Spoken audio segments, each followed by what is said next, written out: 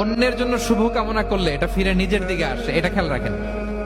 এটা একটা life hacks share করতেছি, আজীবন কাজে লাগবে। অন্যের জন্য যেটাই ভালো কামনা করবেন এটা ঘুরে আপনার দিকে আসবে। অনেকে বলে হুজুর ওর জন্য দোয়া করে আমার কি লাভ?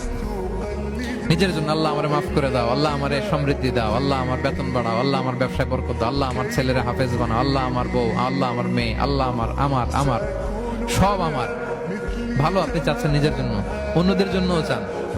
আল্লাহ আমার সব ভাইদেরকে মাফ করো, আল্লাহ আল্লাহ আমার গোটা মুসলিম উম্মাকে তুমি বরকত দাও, কল্যাণ দাও, নেতৃত্বে আসার তৌফিক দাও, আল্লাহ সবাইকে সুস্বাস্থ্য দাও। এটা ফিরে আপনার দিকে আসবে। অন্যের জন্য শুভকামনা বহুগুণ বৃদ্ধি হয়ে নিজের দিকে রিটার্ন করে। বিষ্ণু সাল্লাল্লাহু আলাইহি ওয়াসাল্লাম এটাই বলেছেন, মা মিন আবদিন মুসলিমিন ইয়াদউ লিআখিহি